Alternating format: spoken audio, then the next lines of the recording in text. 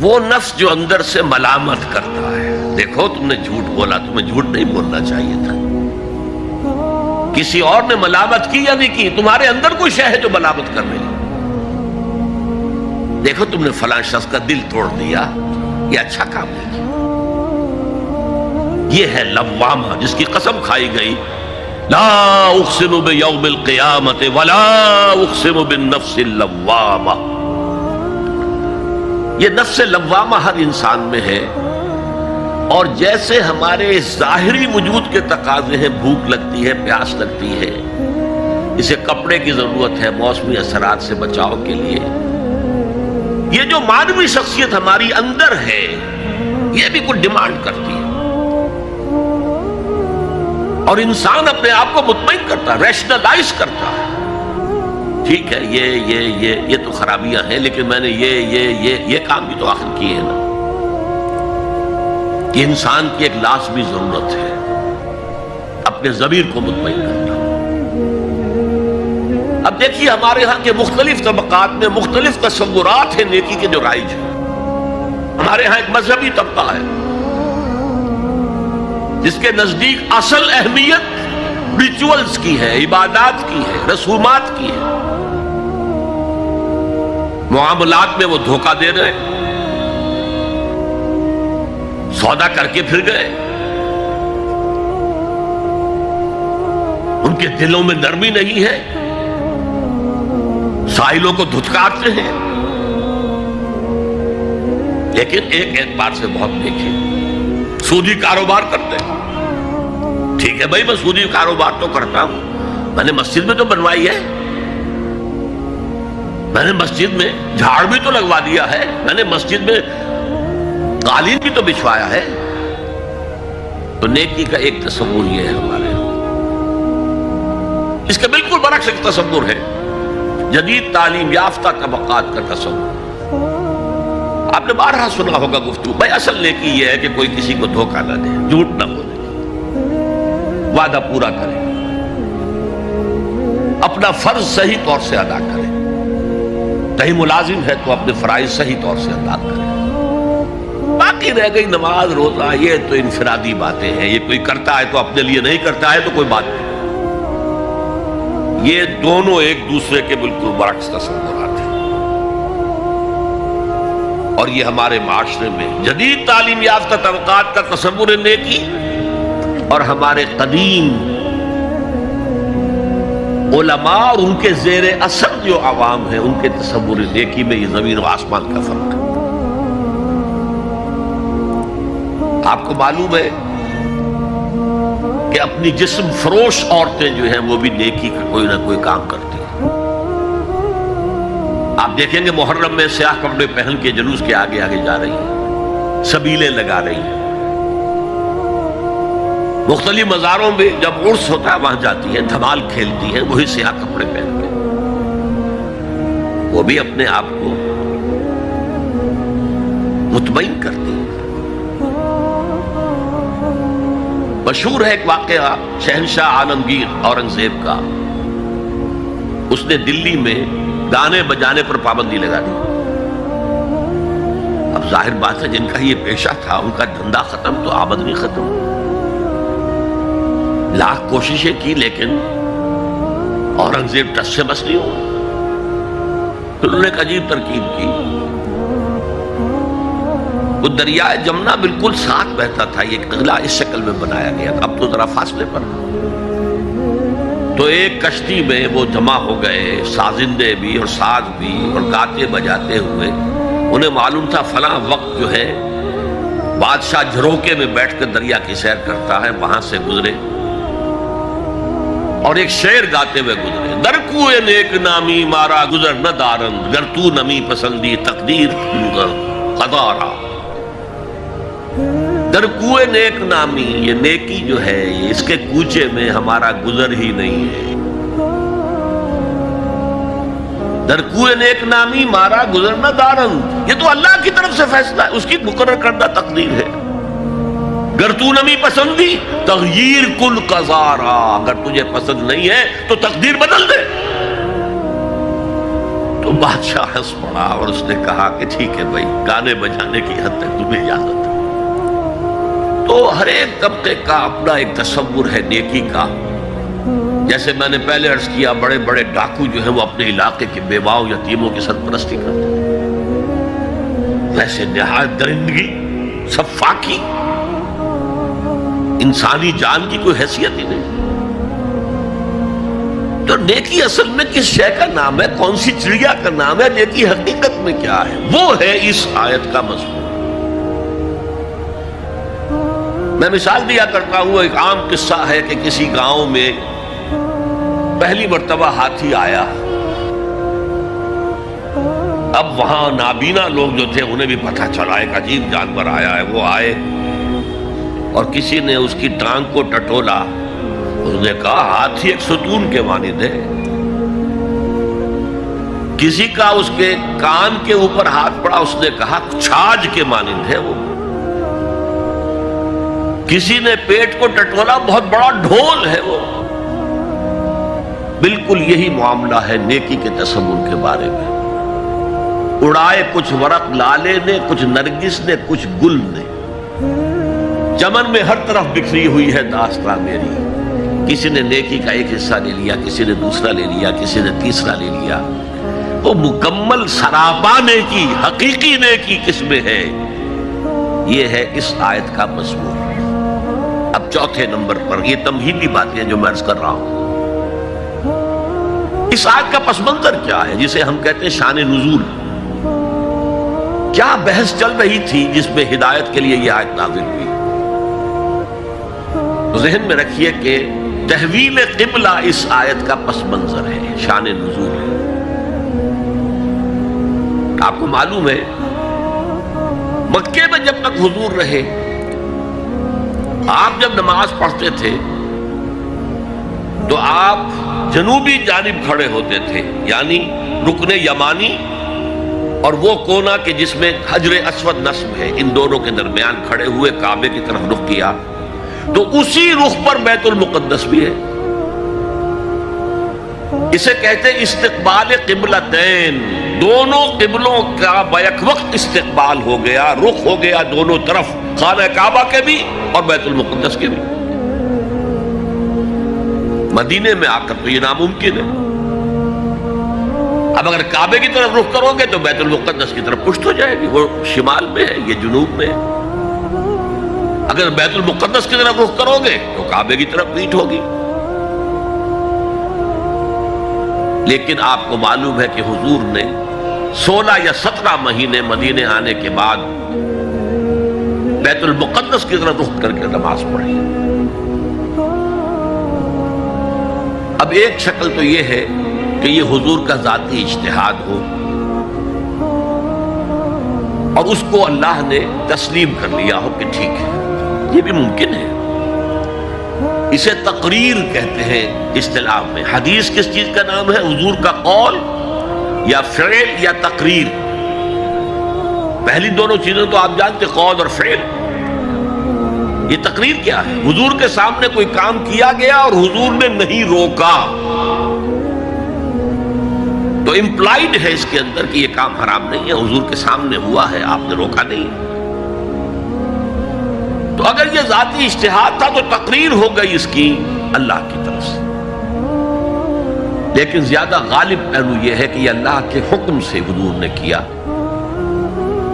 اور یہ حکم وحی خفی کے ذریعے سے آیا، اس لیے کہ قرآن مجید میں اس کا ذکر نہیں ہے کہ اللہ نے حکم دیا ہو کہ اے محمد صلی اللہ علیہ وسلم اب آپ اور آپ کے ساتھی بیت المقدس کی طرف رخ کر کے نماز پڑھے، یہ نہیں ہے۔ تو یہ وحی خفی، وحی جلی، وحی خفی، دو قسم کی وحیاں حضور کو ہوتی تھی۔ نبی کے لیے تو وحی خفی بھی وحی جلی کے اسی کے حکم میں ہے، لیکن عام آدمی کا، کوئی ولی اللہ بڑے سے بڑا ہو، اس کی بھی اس کا کشف، اس کا الہام حجت نہیں ہے دین میں۔ بہرحال یہ شاید حضور کو اللہ نے وحی خفی کے ذریعے حکم دیا۔ اس کا ایک بہت بڑا سیاسی فائدہ ہوا حضور کو، اور وہ یہ کہ مدینے میں آ کر آپ کا واسطہ پڑا یہودیوں سے۔ وہ بہت منظم تھے، تعلیم یافتہ تھے، بہت کلچرڈ تھے، ان کے ہاں فقہا تھے، ان کے ہاں مفتی لوگ موجود تھے۔ اگر فوری طور پر تصادم یہود کے ساتھ ہو جاتا تو حضور کے قدم مدینے میں جمنا آسان نہ ہوتا۔ یہ جب آپ نے بیت المقدس کی طرف رخ کر کے نماز پڑھی تو یہودیوں نے سمجھا چلو کوئی بات نہیں، یہ تو ہمارے کیمپ فالوورز ہیں، ہمارے قبلہ کا رخ کر رہے ہیں، لہذا فوری طور پر ان کی طرف سے کوئی مخالفت وہ پیش نہیں آئی، اور اس 16 مہینے میں حضور کو اپنے قدم جمانے کا مدینہ منورہ میں پورا موقع مل گیا۔ بلکہ پہلے 6 مہینے اس میں جو ہے بہت ڈیسائیسو ہے، 3 کام آپ نے 6 مہینے میں کیے ہیں تو بالآخر بہت ہی زیادہ فیصلہ کن ثابت ہوا۔ نمبر 1 یہ کہ آپ نے مسجد نبوی کی تعمیر کر لی، اب یہی مرکز ہے، یہی درسگاہ ہے، یہی خانقاہ ہے، یہی پارلیمنٹ ہے، یہی دارالمشاورت ہے، یہیں سے فوجیں تیار کی جا رہی ہیں، یہی وفود آ کر پیش ہو رہے ہیں، بہرحال ایک مرکز مہیا ہو گیا۔ نمبر 2 یہ کہ مہاجرین میں اور انصار میں مواخات، ایک مہاجر ایک Ansari, they were declared brothers، یہ تھی انٹیگریشن آف دی سوسائٹی۔ اور تیسرا کام آپ نے یہ کیا اسی دوران میں جس کا تعلق اس حکمت عملی کے ساتھ بہت گہرا بن جاتا ہے کہ یہود کو جکڑ لیا ایک معاہدے میں، میثاق مدینہ، کہ اگر مدینے پر کوئی باہر سے حملہ آور آیا تو ہم سب مل کر واحد امت کی حیثیت سے مدینے کا دفاع کریں گے۔ جوائنٹ ڈیفنس آف مدینہ کا پیکٹ ہو گیا، اور یہ چیز بھی حضور کی کامیابی میں بہت فیصلہ کن ثابت ہوئی۔ تو اس اعتبار سے یہ تحویل قبلہ جب پھر ہوئی ہے، اور میں نے جو کہا تھا کہ اللہ نے ہی کوئی حکم دیا تھا وحی خفی کے ذریعے، وہ اس سے ثابت ہوتا ہے کہ نہ صرف بہت سے مہاجرین پر یہ بات شاخ گزر رہی تھی، خود حضور پر بھی شاخ گزر رہی تھی کہ میں پیٹھ کیے ہوئے ہوں کعبے کی طرف۔ چنانچہ قرآن مجید میں یہ آیا ہے قد نرا تقلب وجهك في السماء، اے نبی ہم آپ کے چہرے کا، نگاہوں کا آسمان کی طرف اٹھنا بار بار دیکھتے رہے ہیں۔ آپ منتظر تھے کہ وقت آئے، حکم آئے، وحی آئے اور میں رخ بدل دوں۔ وما جعلنا القبلة التي كنت عليها الا لنعلم من يتبع الرسول ممن ينقلب على عقبيه، یہ اللہ نے اپنی طرف منسوخ کر دیا، اور ہم نے وہ قبلہ جس پر تم اب تک رہے ہو 16 مہینے 17 مہینے یہ مقرر کیا تھا تاکہ دیکھ لیں کہ کون ہے رسول کا اتباع کرنے والے اور کون ہے جو اپنے الٹے پاؤں پھر جانے والے۔ کیا مطلب ہے اس کا؟ مہاجرین مکے سے آئے تھے، ان کے دلوں میں عظمت جو ہے کعبے کی وہ پلی ہوئی تھی اندر ٹھوک ٹھوک کر۔ اب دیکھا اللہ نے حکم نہیں دیا وحی جلی کے ذریعے سے، یہ رسول کا حکم تھا، گویا کہ یہ ایک امتحان ہو گیا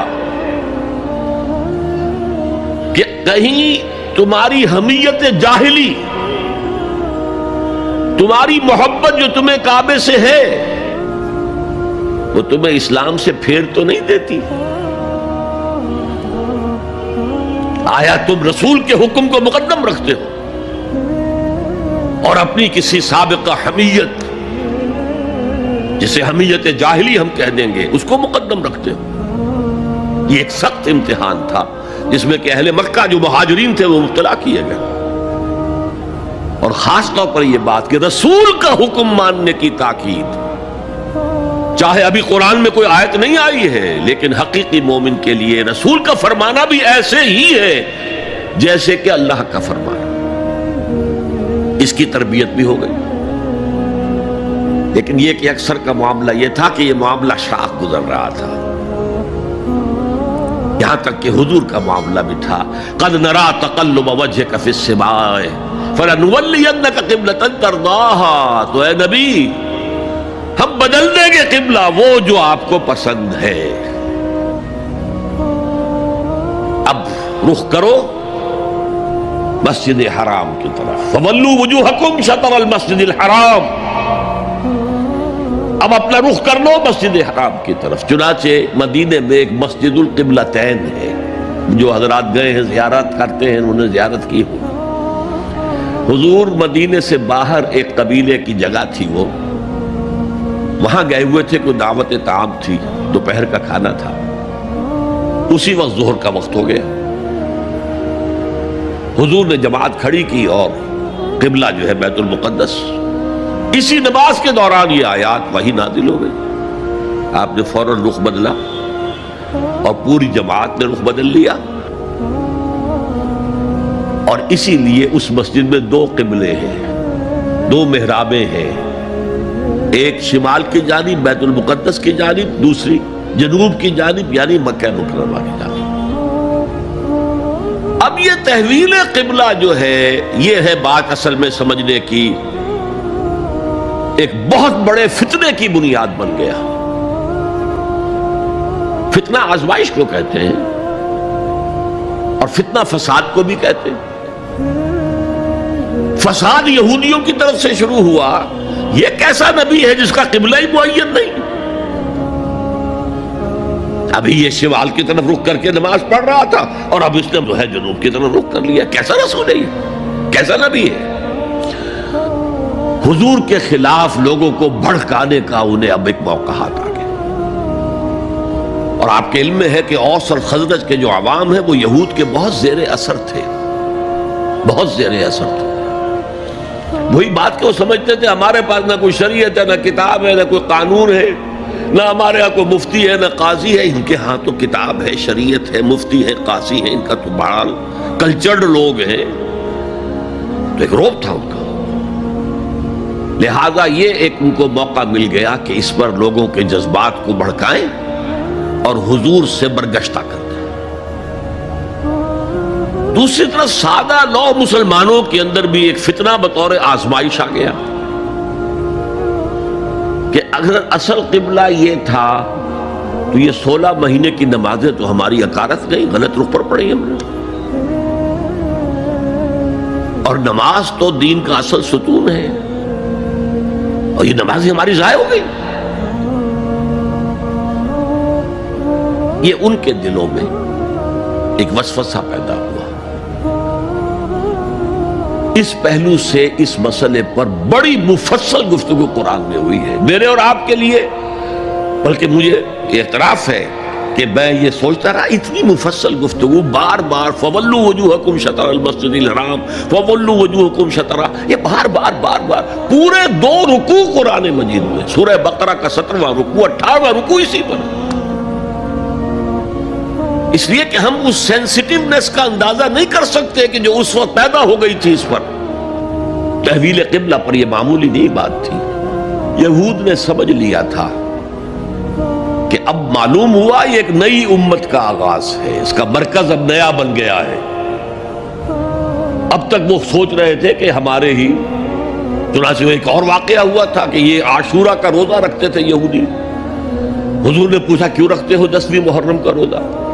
انہوں نے کہا کہ اصل میں ہمیں جو نجات ملی تھی فرعون سے، اور فرعون کو جو غرق کیا گیا تھا لاؤ لشکر سمیت، وہ 10 محرم کو ہوا تھا، ہم شکرانے کے طور پر روزہ رکھتے ہیں۔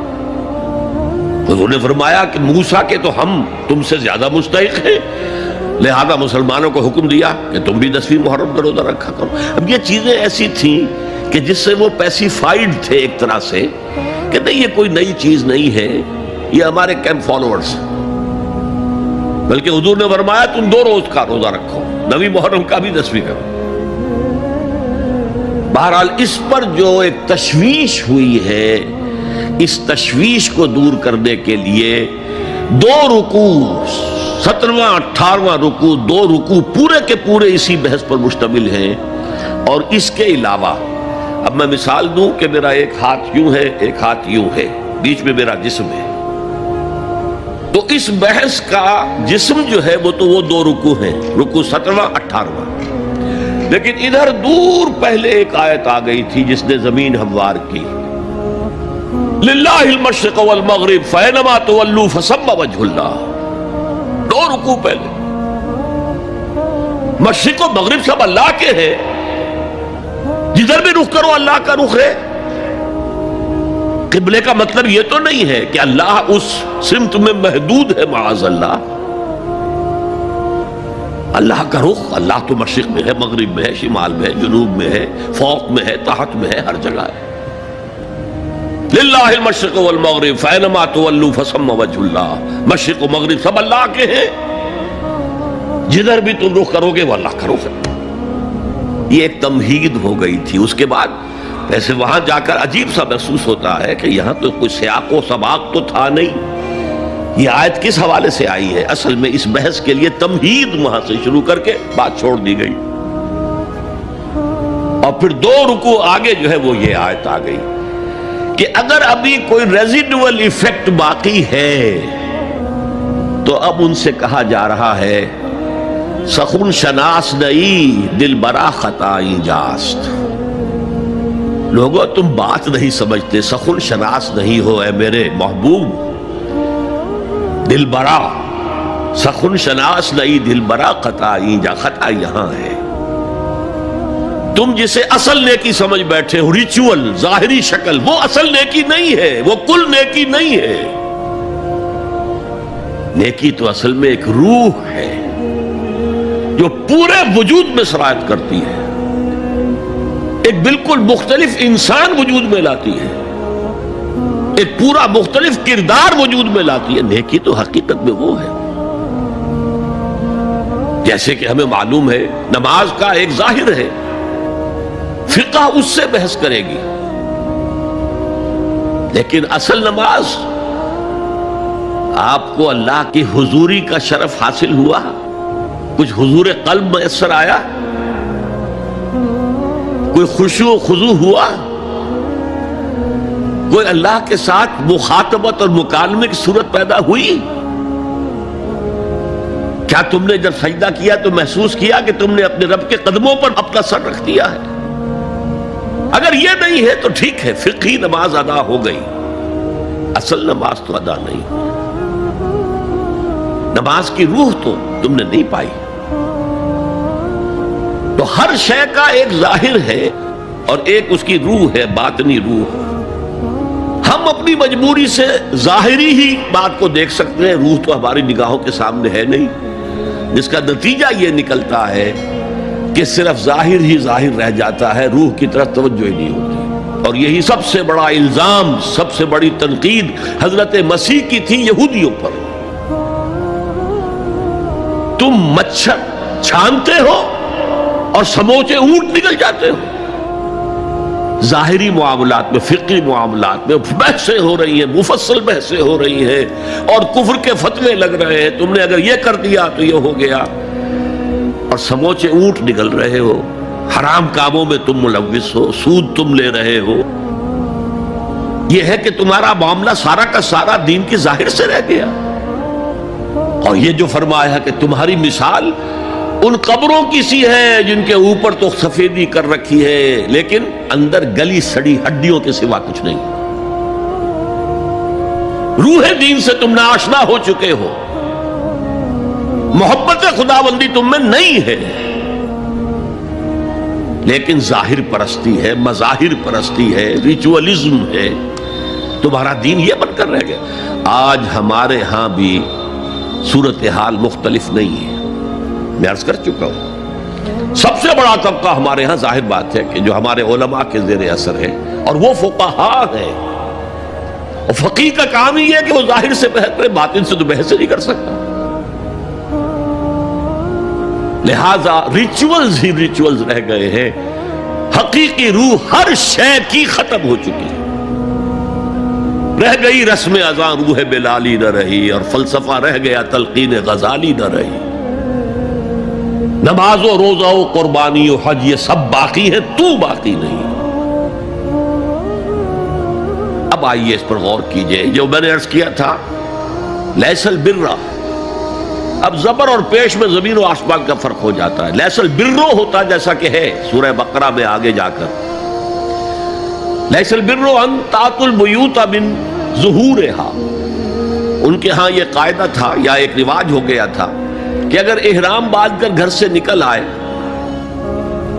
اور اب کسی ضرورت سے گھر جانا پڑا، دروازے سے نہیں داخل ہوئے، ایک دفعہ احرام باندھ کے نکل آئے، اب کیسے جائیں واپس؟ تو گھر کے پچھواڑے سے دیوار پھلانگ کے جاتے تھے،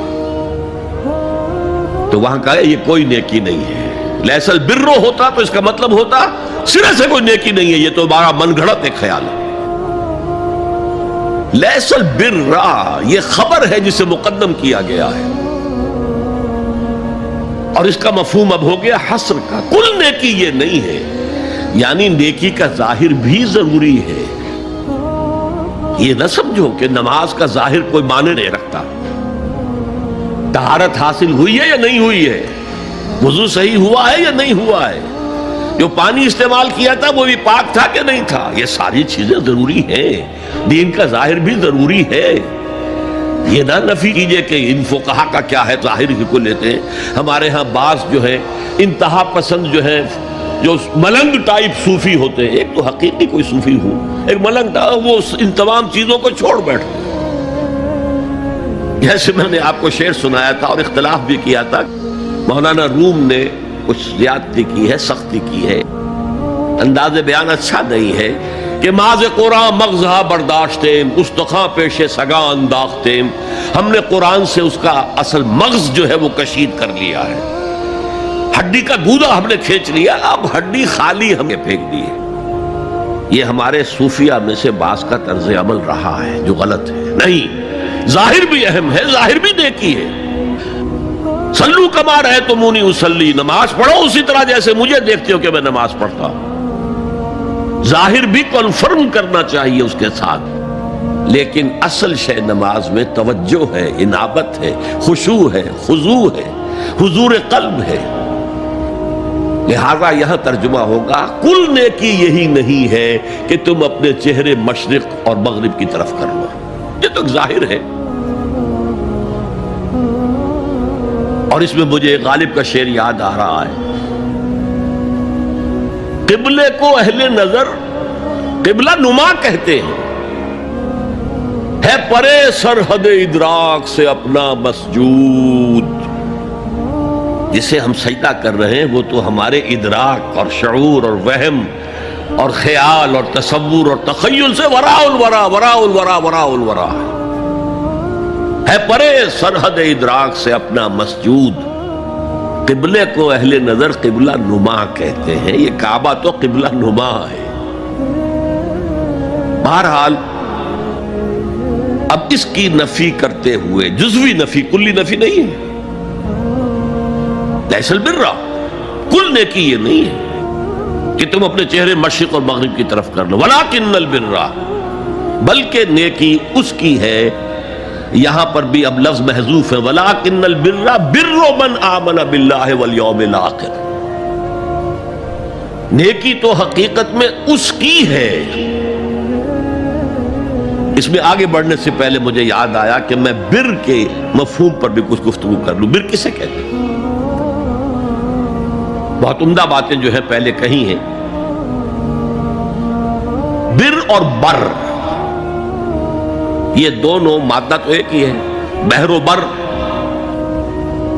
جب تک انسان سمندر میں رہتا ہے، آج کا تو خیر تصور نہ کیجئے، پہاڑوں جیسے جو ہے پہاڑ سمندر میں چل رہے ہوتے، عام حالات میں کوئی اس کے ادھر ادھر جو ہے کوئی ہچکولے محسوس نہیں ہوتے، لیکن پرانے زمانے کے سمندر کا تصور کیجئے تو ہر وقت وہ ہے آدمی غیر مطمئن ہوتا تھا، اسی وقت کچھ ہو سکتا ہے، ہچکولا آ رہا ہے، ادھر سے آ رہا ہے، ادھر سے آ رہا ہے، تو دل میں ایک خوف سا رہتا تھا، ایک بے چینی سی رہتی تھی، عدم تحفظ کا ایک احساس رہتا تھا۔ بر پر، خشکی پر آتے ہی اطمینان ہو گئے۔ تو یہ اصل میں انسان کے باطنی اطمینان کے لیے، جو ابھی آپ نے فرمایا کہ نیکی وہ ہے کہ جس کو کر کے تمہیں خوشی حاصل ہو، اور فتویٰ اپنے دل سے لے لیا کرو. ما حاک فی صدرک، جو کچھ تمہارے سینے کے اندر جو کچھ جس سے خدبد ہو جائے، جس سے بے چینی ہو جائے، وہ اسم ہے، وہ گناہ ہے. الاسم ما حاک فی صدرک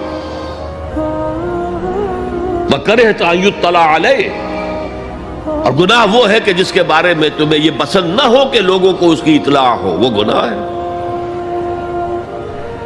اس میں بھی مجھے جیسے انگریزی کی ایک نظم کا سٹینزا جو ہے یاد آیا تھا. Art is long and time is fleeting, دوڑا جا رہا ہے یہ وقت. And our hearts, though stout and brave, still like muffled drums are beating funeral marches to the grave.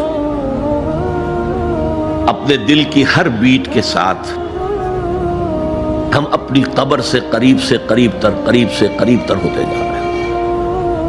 اسی طرح کی ایک نظم ہے، بڑی پیاری نظم ہے. Charities that soothe and heal and bless are scattered over the feet of men like flowers. وہ بھلائیاں، وہ نیکیاں، وہ خدمت خلق، charities which soothe and bless and heals، دل کے اوپر مرہم سا رکھا جاتا ہے نیک کام کر کے. دل کو خوشی ہوتی ہے نیک کام کر کے.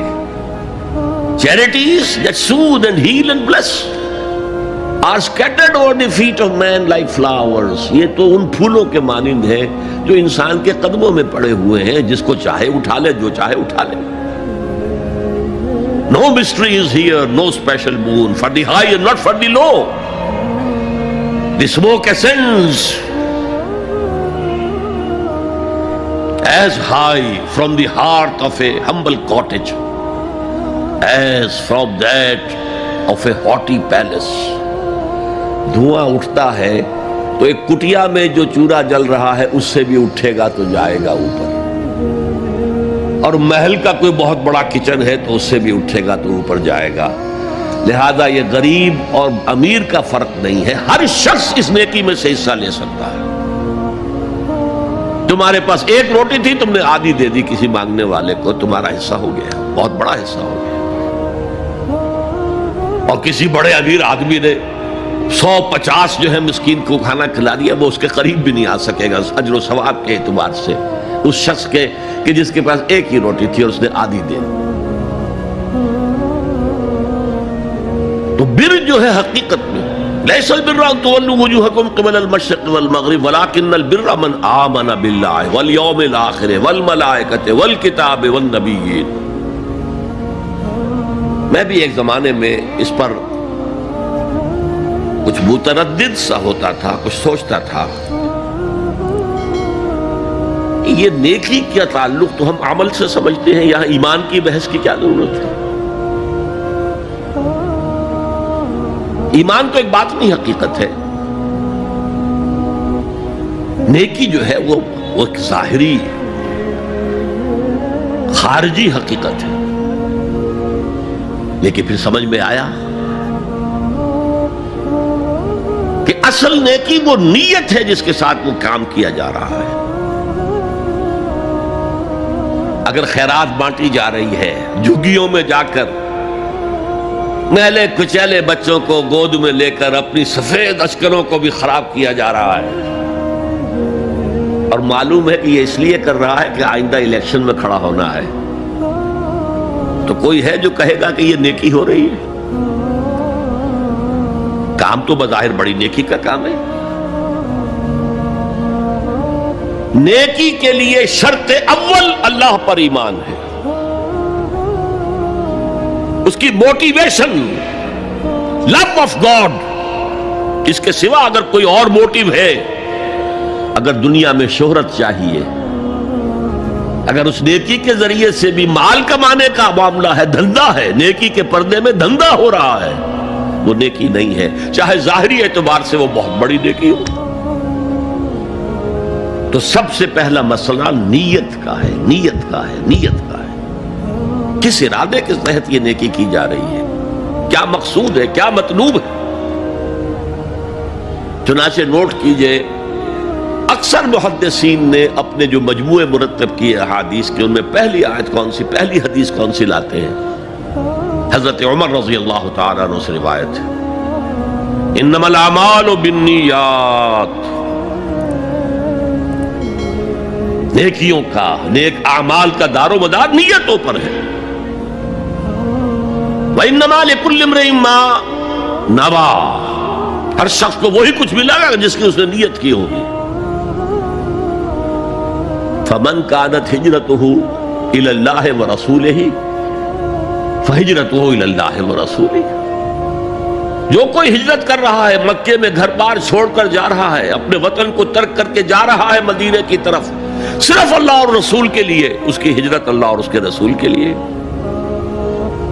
ومن كانت ہجرته للدنیا يصيبها، اور اگر اس شخص کی ہجرت دنیا کے لیے ہے کہ اس کو حاصل کر لے، مثلا میں دیتا ہوں مثال، ایک مسلمان تھا، اس کا کوئی کاروبار تھا، اس کے خریدار مسلمان ہی تھے، وہ جا رہے ہیں، اب کیا کرے گا؟ مشرکوں نے سو تو اس کا سامان نہیں لینا، اب وہ بھی چلے جا رہے ہیں۔ یہ اللہ کو معلوم ہے کہ اس کے ہجرت کا اصل سبب کیا ہے، ہم نہیں طے کر سکتے، لیکن اللہ کے ہاں جو کھاتا کھلا ہوا ہے، اس کی یہ ہجرت جو ہے اللہ اور اس کے رسول کے لیے شمار نہیں ہوگی۔ وَمَنْ كَانَتْ هِجْرَتُهُ لِدُنْيَا يُصِيبَهَا أَوْ امْرَأَةٍ يَنكِحُهَا، یا کسی عورت کے لیے ہو کہ اس سے نکاح کرے، کسی خاتون سے وہ شادی کا خواہش مند تھا، وہ خاتون ہجرت کر کے مدینے چلی گئی، اب یہ بھی باندھے کچے دھاگے سے بندھے ہوئے چلے جا رہے ہیں، تو یہ تو در حقیقت اس عورت کے کھاتے میں ہجرت جائے گی، اللہ اور اس کے رسول کی ہجرت میں نہیں۔ تو اصل شے یہ ہے، نیکی کا وہ کام جس کا ظاہر بھی نیکی کا ہو اور باطن بھی ہو، کہ موٹیویشن صرف اللہ کی رضا ہو، اللہ کی محبت اور اللہ کی رضا کا حصول، یہ ہے پازیٹیو موٹیو۔ ایک نیگیٹو سائیڈ بھی ہے، سب لوگ ذہنی اعتبار سے اتنے بلند نہیں ہوتے کہ اللہ کی محبت وہی اصل محرک بن جائے۔ یہی وجہ ہے کہ حضور نے اس کو صلی اللہ علیہ وسلم کمال ایمان سے تعبیر کیا ہے، من احب للہ وابغض للہ وعطا للہ ومنع للہ فقد استکمل الایمان، جس نے کسی سے محبت کی تو اللہ کے لیے کی ہے، کسی سے نفرت اور بغض رکھا تو اللہ کے لیے رکھا، کہ اللہ کو اس سے نفرت کرنا پسند ہے، اور کسی کو کچھ دیا تو اللہ کو خوش کرنے کے لیے دیا، اور کسی سے کچھ چیز روکی تو صرف اس لیے کہ اللہ کو اس کا روکنا پسند ہے، تو اس شخص نے اپنے ایمان کی تکمیل کر لی۔ اگر اس کا موٹیو خالص ہو گیا ہے اللہ کی محبت اور اللہ کی رضا کا حصول، تو اصل میں نیکی ہے، ورنہ چاہے بظاہر کتنی ہی بڑی نیکی نظر آئے وہ نیکی نہیں۔ لیکن جو لوگ اس حد تک نہ پہنچ پائے ہوں، استکمال ایمان تک، تکمیل ایمان تک، تو ان کے لیے ایک اور موٹیو بھی ہے، والیوم الآخر، قیامت کا دن، جزا و سزا کا یقین، اللہ کا خوف، آخرت کے محاسبے کا خوف۔ خوف بھی ایک بہت بڑا موٹیو ہے، بہت بڑی موٹیویٹنگ فورس ہے۔ اب میں یوں کہوں گا کہ اگر کسی عمل کا محرک ہے صرف اللہ کی محبت، اس کی رضا کا حصول اور آخرت کی نجات، تو وہ نیکی ہے۔ اگر یہ نہیں ہے، کوئی وطن پرست ہے، وطن کی محبت کی وجہ سے کوئی نیک کام کر رہا ہے، اس کا وہ کام وطن پرستی کے کھاتے میں جائے گا، خدا پرستی کے کھاتے میں نہیں جائے گا۔ کوئی قوم پرست ہے، اپنے قوم کی محبت میں کچھ کر رہا ہے، تو اس کا وہ نیک کام قوم پرستی کے کھاتے میں جمع ہوگا، خدا کی پرستش کے لیے نہیں۔ یہ ہے موٹیو کا فرق، اور یہ ہے موٹیو کی اہمیت، اور اس کا تعلق ہے ایمان باللہ اور ایمان بالآخرہ سے۔ ایک حدیث میں حضور نے فرمایا کہ قیامت کے دن سب سے پہلے 3 اشخاص کا معاملہ پیش ہوگا۔ ایک وہ تھا کہ جو اللہ کی راہ میں جنگ کرتا ہوا مارا گیا تھا، دنیا میں شہید سمجھا جا رہا تھا۔ ایک وہ تھا جسے اللہ نے علم بہت دیا تھا اور اس نے علم کو پھیلایا، خوب پھیلایا۔ اور ایک وہ جس کو اللہ نے بہت دولت دی تھی اور اس نے دولت جو ہے نیکی کے کاموں میں، بھلائی کے کاموں میں، غرباء، یتامیٰ، مساکین کے لیے خرچ کیا۔ اب اللہ پوچھے گا ان شہید صاحب سے کہ دیکھو میں نے تمہیں صحت دی تھی، جسمانی قوت دی تھی، تم نے کیا کیا؟ وہ کہے گا اے اللہ میں نے تیرے لیے قتال کیا اور اپنی جان دے دی۔ اللہ فرمائے گا کذبتا، تو نے جھوٹ بولا، انک قد قاتلت لأن یقال جریء، تو نے تو یہ جنگ میں حصہ لیا تھا اس لیے کہ تیری شجاعت کا ڈنکا بج جائے، تیری جرأت کی شہرت ہو جائے۔ وقد قیلا، وہ کہا جا چکا، اب یہاں تمہارے لیے کچھ نہیں ہے۔ اور فرشتوں کو حکم ہوگا اور اوندھے منہ گھسیٹتے ہوئے اس کو جہنم میں ڈال دیں گے۔ یہی حشر ہوگا اس عالم کا، تو نے وہ نیکی کا کام کیا تھا، لئن یقال عالم، کہا جا چکا دنیا میں، ڈنکا بج چکا تمہاری شہرت کا۔ اب اس میں نوٹ کیجئے، اگر کسی عالم کے علم کا ڈنکا بج جائے، اس کی اپنی نیت وہ نہیں تھی تو اس کے اندر کوئی خرابی نہیں ہے۔ یہاں معاملہ نیت کا ہے۔ اگر نیت یہ ہو کہ میرے علم کی شہرت ہو جائے، میرے ہاتھ چومے جائیں، مجھے نذرانے پیش کیے جائیں، تو پھر وہی حشر اس کا ہوگا کہ اوندھے منہ گھسیٹ کر جہنم میں ڈال دیا جائے۔ یہی حشر اس سخی کا ہوگا جس نے سخاوت کی تھی، جس کی سخاوت کے ڈنکے بج گئے تھے، اس کا بھی یہی حشر ہوگا۔ تو انما الاعمال بالنیات، اور یہاں نیکی کی بحث میں سب سے پہلے ولکن البر بر من آمن باللہ والیوم الآخر۔ اب جو والملائکۃ والکتاب والنبیین، ان تینوں کو جمع کر لیجئے، اس سے مراد ہے نبوت اور رسالت۔ ملائکہ وحی کا ذریعہ ہے جو انبیاء تک لے کر آتے رہے۔ اس وحی کا جو ریکارڈ مرتب ہوا وہ کتابیں ہیں، اور جن پر وہ وحی آئی وہ نبی ہیں۔ ان تینوں کو جمع کر لیجئے، رسالت، ایمان باللہ، ایمان بالآخرہ اور ایمان بالرسالت۔ اب اس کا تعلق کیا ہے نیکی کے ساتھ؟ یہ ذرا گہری بات ہے۔ دیکھیے نیکی کا جذبہ بھی، جو انسان کے پیشنز ہوتے ہیں وہ اندھے بہرے ہوتے ہیں۔ پیشنز، جذبات، نیکی بھی ایک جذبہ ہے۔ کبھی یہ جذبہ حد اعتدال سے تجاوز کر کے بدی بنا دیتا ہے۔ جیسے رہبانیت، ترک دنیا، شادی نہیں کروں گا، گھر گھرستی کا بکھیڑا مول نہیں لوں گا، بس اللہ سے لو لگاؤں گا۔ ظاہر بات ہے جس نے بھی فیصلہ کیا نیکی کے جذبے کے تحت کیا نا، لیکن اس کا جو نتیجہ نکلا اکثر و بیشتر پھر حرام کاری ہوئی۔ آپ عیسائیت کی جو ہے ہسٹری آف کرسچین موناسٹسزم، اس کا مطالعہ کیجئے، انہوں نے خود لکھا ہے کہ بظاہر راہب خانے ہیں، راہب اور راہبائیں رہتی ہیں، اور ان کے تہخانوں میں حرامی بچوں کے قبرستان ہو جاتے تھے۔ یہ نیکی کے جذبے نے بدی کو جنم دیا ہے۔ حضور کے ساتھ ایسا ہوا۔ 3 اشخاص آئے، انہوں نے حضور کی ازواج مطہرات سے معلوم کیا آپ رات کو کتنا وقت نماز میں لگاتے ہیں، آپ مہینے میں کتنے نفلی روزے رکھتے ہیں۔ اب جو کچھ انہیں بتایا گیا، حضور کی زندگی کھلی کتاب تھی، بتا دیا گیا اتنا عرصہ جو ہے آپ رات کو تہجد پڑھتے ہیں، بتا دیا گیا مہینے میں اتنے روزے رکھتے ہیں۔ انہوں نے اسے کم سمجھا، فتقالوہا، قلیل سمجھا کہ یہ تو زیادہ نہیں ہے، ہمارا تو خیال تھا کہ آپ ساری رات ہی کھڑے رہتے ہو، لیکن اپنے دل کو مطمئن کرنے کے لیے کہ حضور کی کہیں توہین بھی نہ ہو جائے، کہا جی انہیں تو ضرورت نہیں ہے، وہ تو معصوم ہی ہیں، ان کی خطائیں اول تو ہوتی نہیں، اگر کوئی ہے بھی تو اللہ نے کہہ دیا قد غفر اللہ لک ذنبک ما تقدم منها وما تاخر، اللہ نے تو معاف کر دی اگلے پچھلے سارے گناہ، میرے لیے یہ کافی نہیں ہے۔ ایک نے کہا میں پوری رات عبادت کروں گا، اپنی کمر بستر سے نہیں لگاؤں۔ دوسرے نے کہا کہ میں ہمیشہ ہر روز روزہ رکھوں گا، کبھی افطار نہیں کروں گا۔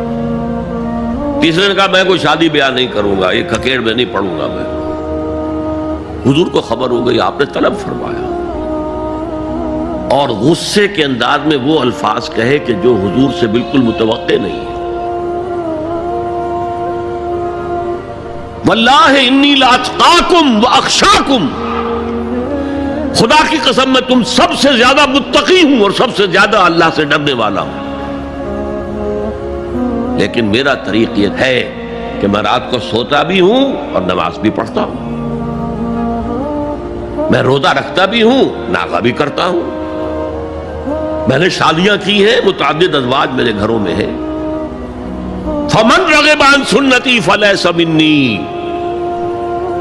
جو بھی میری سنت سے ہٹا وہ مجھ میں سے نہیں ہے، میرا امت ہی نہیں ہے۔ تو نیکی کا جذبہ بھی حد اعتدال سے تجاوز کر کے بدی کو جنم دے سکتا ہے۔ ایک صحابی، نوجوان صحابہ میں سے عبداللہ ابن عمرو ابن العاص، عجیب یہ بات ہے کہ باپ جو ہے بہت بڑا سیاستدان، بہت بڑا جری سپہ سالار، بہت بڑا حکمران، حضرت عمرو بن العاص، بیٹا نہایت زاہد و عابد، مرتاس، زاہد مرتاس، ساری رات کھڑے ہیں، بستر سے کمر ہی نہیں لگائی، ہر روز روزے سے ہیں۔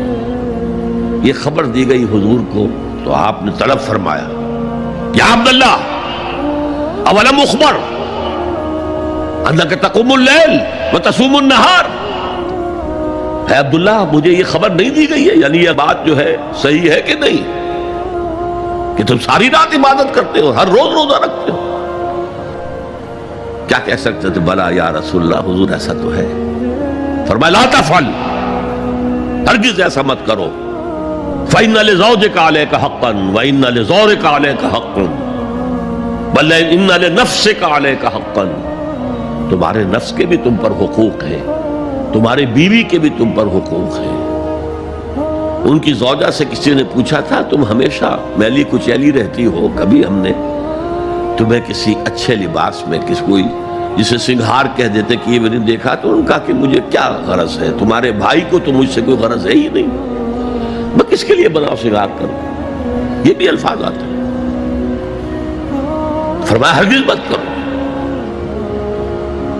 میں تو کرتا ہوں، میں روزے بھی رکھتا ہوں لیکن نہیں بھی رکھتا، میں نماز پڑھتا ہوں لیکن سوتا بھی ہوں، میری بیویاں ہیں متعدد، تو میری سنت اگر تم نے چھوڑ دی تو تمہارا مجھ سے کوئی تعلق نہیں ہوگا۔ اس کا مطلب کیا ہوا؟ تو سم اپ، نیکی کا ایک ماڈل بھی سامنے رہنا چاہیے جس میں توازن ہو، اعتدال۔ انبیاء وہ توازن پیش کرتے ہیں اپنے کردار اور شخصیت کے ذریعے سے۔ وہ جو فرمایا گیا لَقَدْ كَانَ لَكُمْ فِي رَسُولِ اللَّهِ أُسْوَةٌ حَسَنَةٌ، تمہارے لیے اللہ کے رسول کی شخصیت میں ایک اچھا نمونہ ہے، یہ نمونہ معتدل ہے، متوازن ہے۔ حضرت عائشہ فرماتی ہیں حضور ہمارے مابین تشریف فرما ہوتے تھے، پیار اور محبت کی باتیں بھی ہوتی تھیں۔ حضور ہمارے ہاں کے جو ذرا زیادہ دیندار، جنہیں زیادہ مسالہ لگ جاتا ہے، وہ کرخت مزاج کے گھروں میں بھی معلوم ہوا داخل کیا ہوا قیامت آ گئی ہے، تو اس طرح کا نہیں تھا معاملہ، اپنی بیویوں کی دل جوئی، ان سے محبت اور پیار کی باتیں۔ لیکن حضرت عائشہ فرماتی ہے کہ ہمارے درمیان بیٹھے ہوتے تھے اور پیار و محبت کی گفتگو ہو رہی ہوتی تھی، اذان کی آواز آتے ہی ایسے ہی اٹھ کر چل دیتے تھے جیسے ہمیں جانتے بھی نہیں کہ ہم کون ہیں۔ یہ توازن پیدا کرو، ترک دنیا نہیں، دنیا میں رہو اور پھر وہ کردار پیش کرو جو محمد نے پیش کیا صلی اللہ علیہ وسلم اور آپ کے صحابہ نے پیش کیا۔ دنیا میں رہتے ہوئے ترک دنیا اس معنی میں دنیا مقصود نہ بن جائے، مطلوب نہ بن جائے۔ لا مقصود الا اللہ، لا مطلوب الا اللہ، لا محبوب الا اللہ۔ تو یہ ہے اس نیکی کی بحث میں ایمان بالرسالت کا معاملہ۔ اب آگے چلتے ہیں۔ وَآتَ الْمَالَ عَلَىٰ حُبِّهِ، اور دیتا ہے وہ اپنا مال، یا دیا اس نے اپنا مال اس مال کی محبت کے باوجود، علی الرغم۔ جن حضرات نے ترجمہ کیا ہے کہ اللہ کی محبت کی وجہ سے ہی اللہ کی محبت میں وہ مال دیتے ہیں، یہ غلط ہے۔ جو بحث ہو چکی ہے، موٹیویشن تو ان کی درست ہو گئی، ایمان باللہ، ایمان بالآخرہ سے، اب آگے اس کے تکرار کی ضرورت نہیں ہے۔ اور عربی میں کسی کی محبت میں کوئی شے آئے تو فی یا لام آئے گا، علی آتا ہے مخالفت کے لیے، علی الرغم۔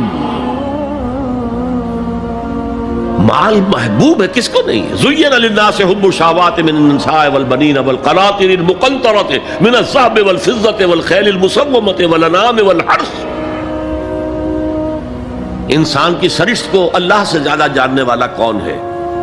وہ فرما رہا ہے، سورہ آل عمران کی آیت ہے، مزین کر دی گئی ہے انسانوں کے لیے محبت بیویوں کی، بیٹوں کی، اور ڈھیروں مال کی، سونے کی اور چاندی کی، اور گھوڑے وہ کہ جو پیڈگری والے ہوں اور جو بہت اعلیٰ نسل کے ہوں، خیل المسومہ، نشان زدہ گھوڑے، اور مال ہو، بھیڑیں بکریوں کو گلے کے گلے ہوں، اور گائے اور بیل ہوں، اور یہ ساری چیزیں محبوب ہیں۔